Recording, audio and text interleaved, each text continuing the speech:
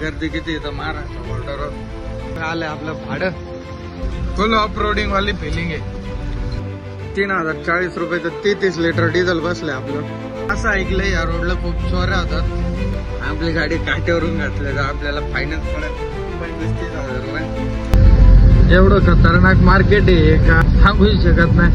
एकतर पाऊस चालू झालाय खूप जोराचा. गाडीचा कागद वगैरे सोडून घेतलं इकडेच पार्किंग मध्ये उभं होतो. फिलिंग टाकाच वातावरण डायरेक्ट.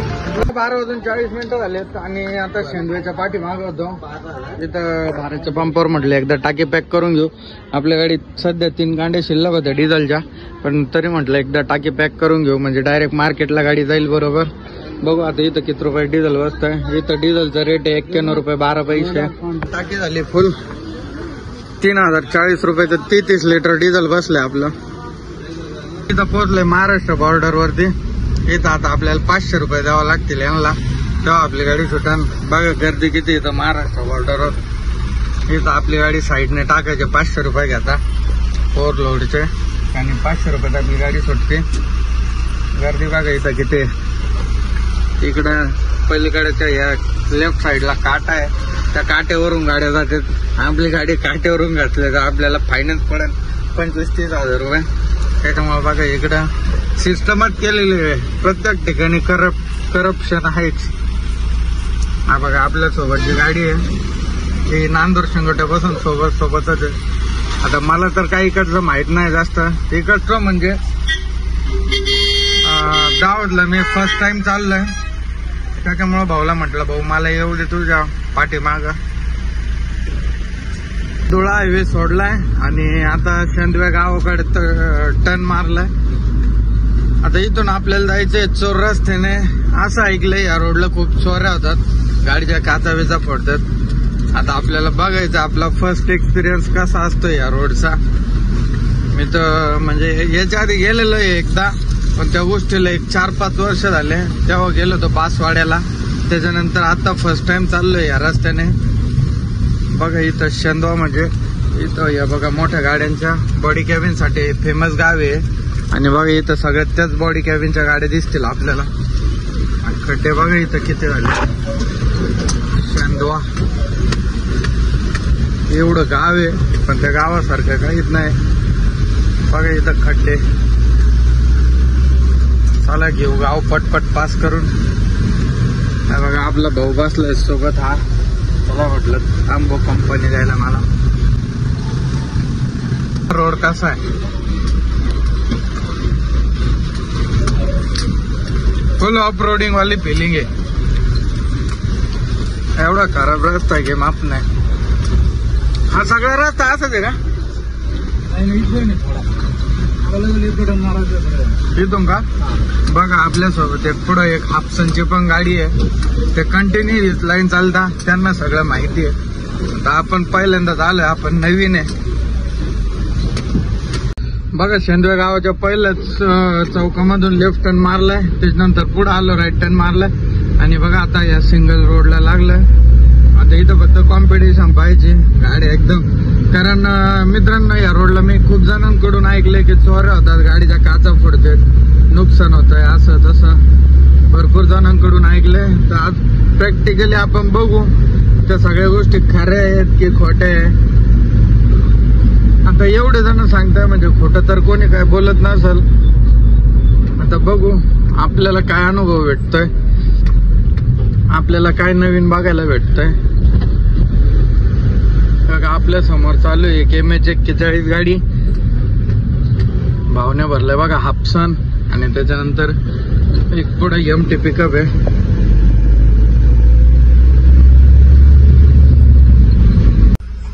बघा मित्रांनो मला वाटलं होतं या रोडला काय आता आपल्याला टोल नाका लागणार नाही, पण इथं आपल्याला शेंदव्यापासून एक 10-15 किलोमीटर पुढे आल्यावरती एक टोल नाका लागलाय. आता मला तर या टोल नाक्याचं नाव नाही माहित, जो या रस्त्याला डेली चालणार आहे. आणि तो जर आपला ब्लॉग बघत असेल तर मित्रा या टोल नाक्याचं नाव कमेंट मध्ये सांग की हा टोल नाका कोणता आहे म्हणून. बघा पाठीमागून आपल्या गाडी आली पण आणि पलीकड साईडने निघून पण गेली. आपण गुतलो इथं. सकाळचे 3:45 झाले आणि आता एवढी खतरनाक झोप यायला लागली. काय नाही. सकाळी बघत येते, पहाटेचा टाइम आहे. जोडीदार पण आपल्याला कोण नाही, एकटाच आहे. आणि रोडवर रोड आहे. 4:30 वाजलेत. आणि बघा आता मार्केट का अजून किती किलोमीटर राहिलंय मला तर काय अंदाज पण नाही, पण चाललोय. बघा भाऊच्या माग सिंगल रोड आहे आणि खूप जोराचा पाऊस पण आलाय. पाऊस म्हणजे जरा जास्त जोरात आहे.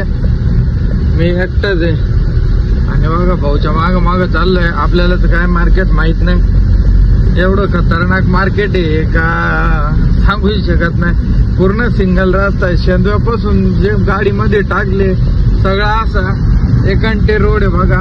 म्हणजे या रोडला काहीच नाही, नाही हॉटेल, नाही घर, नाही काहीच. त्याच्यामुळे इकडं चोऱ्यांचं प्रमाण जास्त आहे. इकडं चोऱ्या जास्त प्रमाणात होतात. बघा ना इकडं काहीच नाही, पूर्ण फक्त मोकळा एक रोड आहे.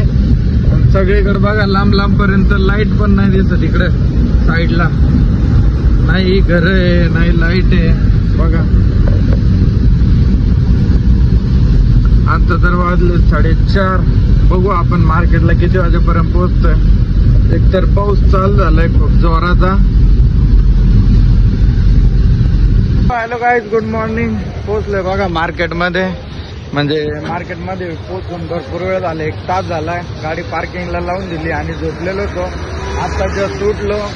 अजून तर काय आपली गाडी खाली करायला बोलवली नाही, फक्त पार्किंगमध्ये लावून द्यायला सांगितली. ती पार्किंगमध्ये लावून दिली आणि गाडीतच झोपलेलो होतो. पण आता आपल्या अविनाश भाऊने उठवलं, त्याच्यामुळे आलो मार्केटमध्ये चक्कर मारायला. बघा हे दाऊदचं मार्केट आहे. फर्स्ट टाइम आलोय आता मी, मलाच माहित नाही मी कसं आलोय. बघा आपली गाडी त्या तिकडं पुढं त्या गाळ्याला खाली होणार आहे. अविनाश भाऊची गाडी येते बघा. त्यांची गाडी 4 वाजताच आलेली होती मार्केटला, त्याच्यामुळे त्यांची गाडी खाली पण झालेली. आता त्यांना कॅरेट टाकायचे. बघा अविनाश भाऊची गाडी आली. बघा सकाळचे 8 वाजून 44 मिनिटं झालेत आणि गाडीचा कागद वगैरे सोडून घेतला. इकडे पार्किंग मध्ये उभं होतो. आता आपल्याला फोन आलाय गाड्यावरती गाडी घेऊन ये म्हणून. बघा एकटाच होतो तर कागद सोडायला पण पूर्ण दम लागून गेला. कागद वगैरे सोडला. त्याच्यानंतर आता गडी पण मारून ठेवला बघा वरती. आता फक्त जायचं, गाड्याला गाडी रिवर्स लावून द्यायची, खाली करून घ्यायची. So let's go. बघा आपल्या गाडीत 3 कांडे शिल्लक राहिलेत फक्त, कारण येताना आपण थोडी गाडी दाबत चालतो. ब्रश वगैरे ठेवून दिली बघा.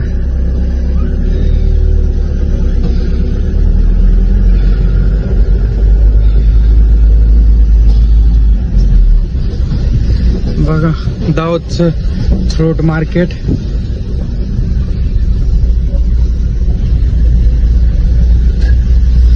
कसं आहे, इथं गाडी दिली गाड्याला रिवर्स लावून खाली करायला. लगेच अनलोडिंग पण चालू झाली आहे.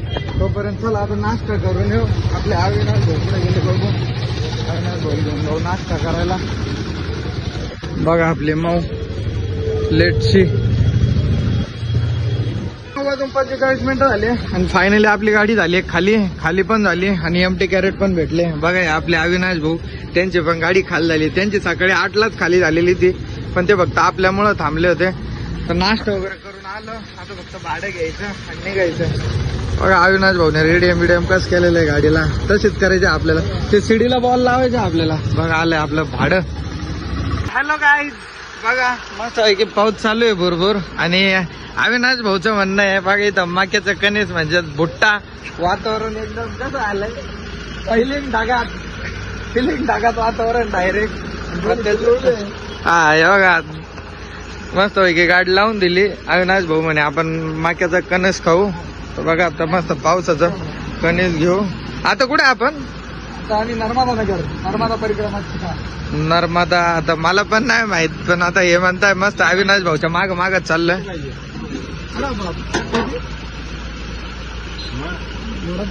बघा कणीस मराठी दिले माणसांना. मग वातावरण कसं आहे ना, या वातावरणात कणीस. हे बघा बाबा कणीस कसं बनवून देत आपल्याला. उकडलेले कणीस आहे मस्त आहे की, त्याला चाट मसाला वगैरे लावून दणका उडून द्यायचा. दणका उडून द्यायचा नसता. हे बघा आपलं झालंय भुट्टा तयार एकदम प्रॉपर क्वालिटीचा. आता टेस्ट करून बघू. टेस्ट करून सांगा कशी मस्त आहे क्वालिटी. नाही एक नंबर टेस्ट आहे, काय विषय नाही. चला बघा या वातावरणात मस्त पैकी कणीस खायची माझा एकदम तिखट लागलंय तरी पण खातोय. आणि त्याच्यापेक्षा भारी नजारा मित्रांनो तुम्हाला दाखवतो. हे बघा लेट सी, ही नदी आहे, नर्मदा नदी आहे. नर्मदा नदी ब्रिज बघा मित्रांनो केवढा आहे. जोपर्यंत नजर म्हणजे कमीत कमी 1 ते 1.5-2 किलोमीटरचा फक्त ब्रिज आहे. आणि नेचर बघा काय खतरनाक दिसतंय वातावरण. हे बघा इथं लोक थांबलेत फोटो काढायला, फोटोशूट करताय. बघा फोटोशूट करताय की गाडी ठोकली काय माहिती. हा बघा इथं पोलीस गाडी वाटतं. नाही सॉरी गाडी वगैरे नाही ठोकलेली, थांबले तर असंच फोटोशूट करायला. इथून पुढे निघालो होतो. आपले सगळे पिकअप आले, भाऊबंद गाठ पडलेत सगळे. MH41 वाली गँग. कुठे गेलते तुम्ही? हा माझी दावत होती. बघा लाईनीत किती गाड्या आहे. 1 2 3 1 2 3 4 5 6 आणि आपली 1 7. हे बघा बापाचं नाव कलम का बादशाह.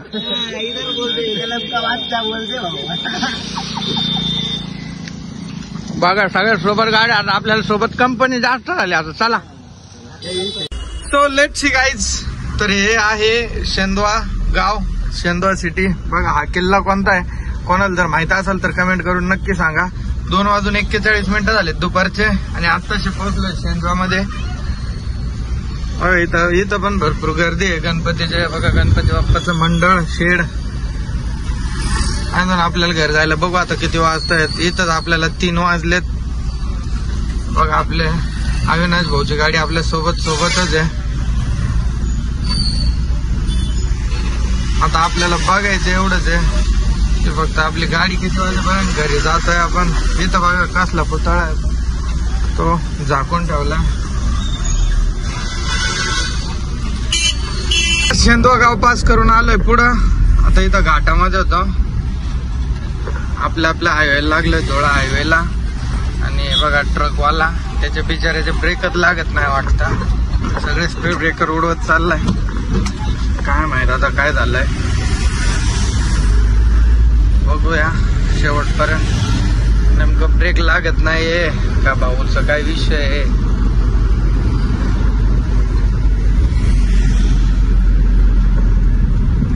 नाही राहते उभी गाडी राहतीये.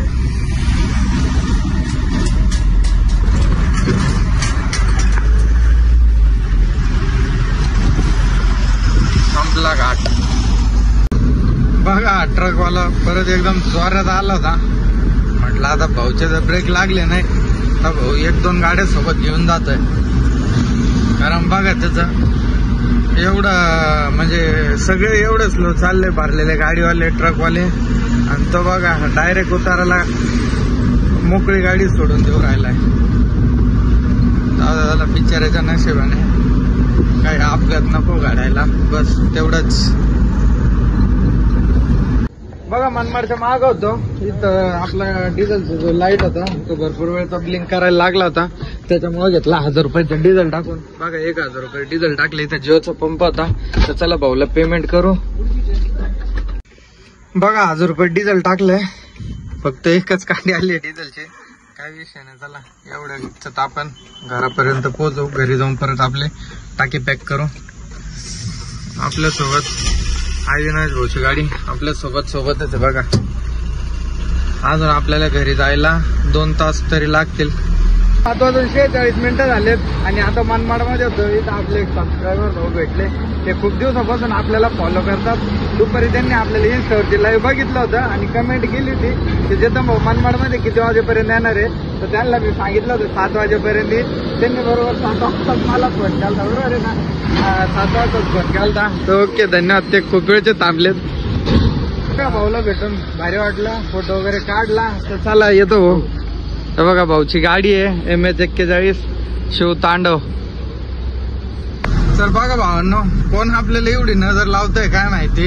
आता एवढंच म्हणजे जवळजवळ आलो, मनमाडच्या पुढे निघालो आणि आपले जे हेडलाईटचे बल्ब होते बघा ते फुलचे दोन्ही पॉइंट उडून गेले डायरेक्ट. आणि डिमचा पण एक ड्रायव्हर साईडचा पॉइंट उडून गेला. म्हणजे आता फक्त आपला किन्नर साईडचा फक्त डिमचा पॉइंट चालू आहे, तेवढ्याच्या वरती गाडी चालवतोय बघा. काय माहित आपल्या माग तरी एक काय 7:30 लागली. रोज दर ट्रिपला काही ना काही चालूच आहे आपलं नुकसान नुकसान नुकसान. असं नाही की एक ट्रिपला होऊन गेलो बाबा ठीक आहे, दर ट्रिपला काही ना काही. हे बघा जर फुल मारलं तर डायरेक्ट दोन्ही पण लाईट उडालेले आहेत. आणि डिमला बघा फक्त किन्नर साईडचा. बघूया उद्या आता बल्ब टाकावं लागते. अजून एक खर्च वाढला, एक तर ट्यूब टाकावं लागेल नवीन. मागच्या ट्रिपला टाकले ते, आता या ट्रिपला नवीन ट्यूब 2 बल्ब म्हणजे गेले आपले 1000-1500 रुपये याचाच खर्च झाला. तर ते खर्च जाऊ द्या, पण मग सगळं एखादाच नाही होत. दर ट्रिपला आपलं काही ना काही चालूच आहे. काय माहिती एवढं कोण आपल्या माग हातपाय धुवून लागलाय. हा ब्लॉग मध्ये जर तू बघत असेल तर तुझा काय चहा पाण्याचा खर्च आहे तो देऊन टाकल. पण बस कर रे भाऊ, एवढी कशाला नजर लावून राहिल्या. थकलो राहू मी आता. एवढी नजर नको लावू राहू. काय मी नेमकं तुझं काय घोडं मारलंय समोरासमोर येऊन भेटून सांगून दे. पण मग एवढी नजर नको लावू. जस्ट किडिंग मित्रांनो, मजाक करतोय, असं काय नाहीये. मी कोणाला ब्लेम नाही करत आहे किंवा कोणाला असं काही पर्सनली कोणाचं मन नाही दुखवते. सगळे आपलेच आहे. जस्ट फक्त मजाक केली. आता आपल्या नशिबात जे असेल ते होणारच आहे, त्याच्यामुळे एवढं काय लोड घ्यायचं नाही.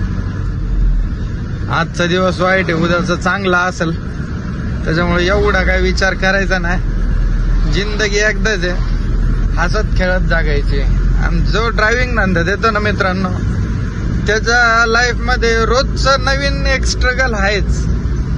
ड्रायव्हर म्हणजे असा माणूस आहे की त्याच्या लाईफ मध्ये रोजचं एक नवीन स्ट्रगल आहे. आता तुम्ही बघितलं असेल मागच्या ट्रिपचं पण आपल्या किती नुकसानी झाल्या, काय काय आपल्यासोबत किस्से घडले. ह्या ट्रिपला पण आपल्यासोबत बघा, मागच्या ट्रिपला आपण टायर चेंज करून ट्यूब चेंज करून पण या ट्रिपला परत तेच ट्यूब टायर पंक्चर झालं. म्हणजे असं खूप सारं स्ट्रगल असतंय. घरी बसून रील्सवर बघण्या एवढा सोपा नाही हा ड्रायव्हिंग धंदा. म्हणजे जे घरी बसतात रील बघतात इंस्टाग्रामवर स्क्रोल करता करता त्यांना रील येताना की बाबा ड्रायव्हिंग धंदा लय भारी आहे, ड्रायव्हर लोक गाड्या एवढे सजवतात, एवढं हे करतात. पण भाऊ बघा त्याच्या मागे एवढं स्ट्रगल पण करावं लागतं, एवढं फेस करावं लागतं बघा स्ट्रगल. जर तुमच्यात एवढं स्ट्रगल फेस करायचा दम असेल तरच ड्रायव्हिंग क्षेत्रात या. नाही तर बघा ड्रायव्हिंग धंदा असा आहे भावांनो का जर इमानदारीने आणि मन लावून केला तर तो तुम्हाला म्हणजे वरतीच नेणार, त्यात तर काही विषय नाही. पण जर तुम्ही माजल्याने केलं तर मग संपलं, मग तुमच्या हातात वाटी सुद्धा राहणार नाही. त्याच्यामुळे बघा चाललंय आता अजून 1-1.5 तासात घरी पोहोचल. भूक पण लागले खूप. घरी गेल्यानंतर जेवण वगैरे करू. आणि मित्रांनो या ट्रिपचा मी खर्च तुम्हाला सांगून देईल, कारण खूप जणांच्या कमेंट असतात सबस्क्रायबर्स लोकांची की चेतन भाऊ तुम्ही गाडीला म्हणजे ट्रिपला जाऊन यायला किती खर्च झाला, तुम्हाला किती पैसे शिल्लक राहिले ते सांगत जा. तर मी मध्ये मध्ये सांगत नव्हतो, पण या ट्रिपला मी म्हणजे आता इथून पुढे दर ट्रिपला सांगत जाईल. फक्त मित्रांनो तुम्ही जसं मला आता सपोर्ट करताय तसंच सपोर्ट कायम करत राहा. अजून पण तुमच्या मित्रांना जास्त सांगा की मराठी ब्लॉगर आहे आपला, गरीब लेकरू आहे, गरीब मुलगा आहे, पुढे जातोय तुमच्या आशीर्वादाने. तर अजून तुमचे फॅमिली मेंबर्स किंवा मग तुमचे मित्र असतील त्यांना पण आपला चेतन ब्लॉग चॅनल सबस्क्राईब करायला लावा. असेच इंटरेस्टिंग नवनवीन ब्लॉग येत असतात बघा आपले. गाडी धंदा असा आहे मित्रांनो की कधी कधी इतका वैताग येतो ना, असं वाटतं नको आहे सगळं डायरेक्ट, म्हणजे संपलो इथं. डायरेक्ट माणूस म्हणतो ना का एक शेवटची स्टेज राहते माणसाची, का तिथं तो हात टेकतो की बाबा रोज उठलं की नवीन लफडं, रोज उठलं की नवीन लफडं. या त्रासाला माणूस कंटाळून जातो. पण मित्रांनो, अजून एक गोष्ट सांगतो, जो या त्रासाला कंटाळणार नाही किंवा मग याला सामोरे जाईल आणि जो शेवटपर्यंत टिकून राहील ना, तो या धंद्यात यशस्वी झाला म्हणायचं. आता बघा माझ्या लाईफ मध्ये म्हणजे तुम्ही सलग बघताय 30रा ब्लॉग आहे आपला, आणि 3 ट्रिपा सलग आपल्या काही ना काही नुकसानी चालू आहे किंवा मग काही ना काही आपल्या सोबत वाईट चालूच आहे. पण हटायचं नाही. ठीक आहे, आज आपलं वाईट होतंय किंवा मग आपल्यासोबत काहीतरी जे नको व्हायला पाहिजे ते आज आपल्यासोबत घडतंय. पण सगळे दिवस आपल्या सारखे नाही आहेत. कदाचित आज आपलं वाईट होतं, उद्याचा दिवस आपला चांगला आहे असं. त्याच्यामुळे खचून जायचं नाही. जो या त्रासाला कंटाळला तो कधी ड्रायव्हिंग धंद्यात टिकू शकत नाही. त्याच्यामुळं जर ड्रायव्हिंग धंद्यात तुम्हाला उतरायचं असेल किंवा तुम्हाला जर गाडी घ्यायचा, कोणाला नाद असेल, कोणाला गाडी घ्यायची असेल, तर बघा भावांनो, एवढे सगळे प्रॉब्लेम फेस करावे लागतात. हपकून नाही झालं की आता माझ्यासोबतच असं का होतंय, मी कधी कोणाचं वाईट केलं नाही, मग माझ्यासोबतच रोज रोज का वाईट होतंय. अरे चालतंय, जिंदगी आहे, उतार चढाव चालूच राहतो. त्याच्यामुळे बघा एवढा लोड नाही घ्यायचा. तर बघा मित्रांनो, लाईट उडाल्यामुळं पुढचं लिटरली काहीच दिसत नाही, म्हणजे 30% सुद्धा दिसत नाही. फार तर म्हणजे समोरच्या गाडीवाल्याला फक्त कळत असेल आपल्या गाडीला लाईटिंग आहे त्याच्यामुळं समोर मोठी गाडी येते, नाही तर एक 10% सुद्धा आपल्या हेडलाईटचा आपल्याला म्हणजे लाईट दिसत नाही. पूर्ण अंदाजावरती चाललंय.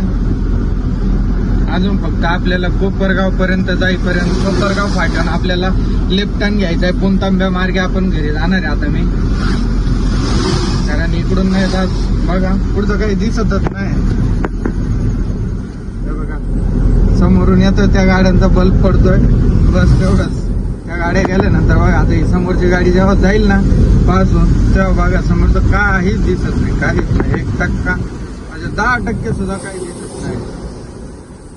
हे बघा आता ही गाडी आहे, हे बघा एवढं प्रकाशात कसं जायचं, कसं म्हणजे पूर्ण अंदाजावरतीच गाडी चालवायला लागू राहिली. बघा म्हटलं होतं ना की अडचणी येतात पण आणि जातात पण, आयुष्यात चढ उतार चालूच राहतो.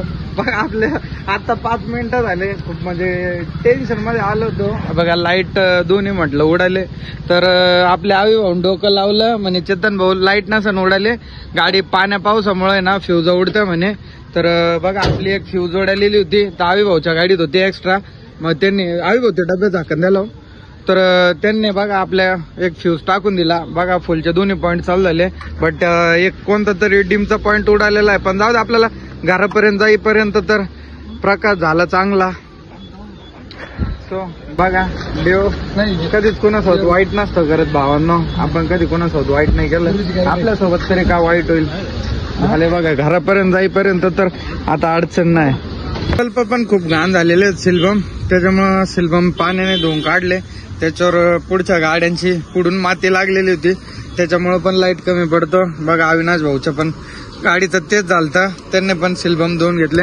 आपल्याला तर इथून काढला जास्त लांब नाही जायचं. पण मित्रांनो, हा रस्ता असा आहे की या रस्त्याला खड्डे एवढे आहेत की माप नाही, आणि लाईटच जर नसला का दिसलंच नाही तर पुढं काय आपण खड्डे उकवणार आहे. त्याच्यामुळे बघा लाईट क्लिअर असणं खूप गरजेचं आहे. सिल्बम धुतलेत बघा कसे एकदम नवीनच चमकताय. तर हाय मित्रांनो, गुड मॉर्निंग. बघा सकाळ सकाळी आलो होतो पंचरवाले तिथं. तुम्ही काल बघितलं की आमचा टायर पंक्चर झालेला होता, आलेलं आज सकाळ सकाळी म्हटलं गाडी तर काय भरायचं नियोजन नाहीये, पहिले गाडीचे कामच करून घेऊ, टायर वगैरे पहिले चेंज करू, त्याच्यानंतर आपल्याला अजून लाईट पण उडालेले आहेत, लाईट बदलून घेऊ, गाडी धुवायची आहे. आणि तर बघा इथं आता आलो होतो MRF एक्सक्लुझिव्ह मध्ये, वाबळे टायर म्हणून आहे. तर बघू आता टूब कितीला आपल्याला MRF ची 715ची ट्यूब घ्यायची आहे. तर बघा 715ची ट्यूब किती रुपयाला आहे? पैसे आलेले कितीला? 650 रुपयाला बघा ट्यूब. दे पैसे आपल्या सोमाभाऊचं दुकान, आपली माऊ लावली तिकडं, त्यांना टोप आणून दिले. टायर खोलताय बघा ते आता. आपले फिक्स पंक्चर वाले काही झालं तरी आपल्याला उधारी खातं चालतं डायरेक्ट आपल्या इथं. असं काय नाही माझ्या करतोय, पण मग फिक्स तिथं आपलं काही झालं पंक्चरच्या बाबतीत, टायरच्या बाबतीत तर इथंच येत असतोय मी. कारण चांगले ते आपल्याला कायम सहकार्यच करत असतात. तर बघा मित्रांनो, 4,817 रुपयाचं डिझेल बसलंय. आता त्यांनी तर मीटर 0 करून टाकलं, पण 4,817 रुपयात आपल्या गाडी टाकी झाली पॅक. तर चला आता पहिले गाडी धुवून काढू, कारण गाडीची हालत बघा कशी झाली आहे, पूर्ण गाडी खराब होऊन गेली. जाऊ दे, आता रोज रोज गाडी धुतो आपण, पण पाऊस येतो, ते हाय एका ट्रिप मध्येच पहिल्यासारखी होऊन जाते. पण मग अशी गाडी ठेवणं पण योग्य वाटत नाही. बघा मित्रांनो, आपलं काल श्रीरामपूर ते 10 ट्रिपचं किलोमीटर झालंय 1096. संगमनेरवरून आपण श्रीरामपूरवरून संगमनेरला गेलो, संगमनेरवरून दाहोद गेलो, दाहोदून परत श्रीरामपूरला आलो. 1096 किलोमीटर झाली होती गाडी. तर किलोमीटर इथं करून टाकू 0. आपल्या गाडीची डिझेल टाकी केली आहे पॅक, आणि हा ब्लॉग मी इथं सेंड करतो. ब्लॉग एंड करण्याच्या आधी तुम्हाला आपल्या कालच्या ट्रिपचा खर्च आणि किती रुपये शिल्लक राहिले ते सांगून देतो. तर बघा मित्रांनो, पहिले स्टार्टिंगला तर आपण 1000 रुपयाचा पहिले फास्टॅगला रिचार्ज केला. त्याच्यानंतर दुसरी गोष्ट म्हणजे शेंद्राच्या पाठीमाग आपण 3040 रुपयाचं डिझेल टाकलेलं होतं. 3040 रुपये आधी आपल्याला जाताना 500 रुपये महाराष्ट्र बॉर्डरला ओव्हरलोडचे द्यायला लागले होते. तर बघा, त्याच्यानंतर प्लस 500 अधिक त्याच्यानंतर मित्रांनो आपल्याला 200 रुपये एंट्री लागली होती, आणि येताना 100 रुपये एंट्री लागली होती. प्लस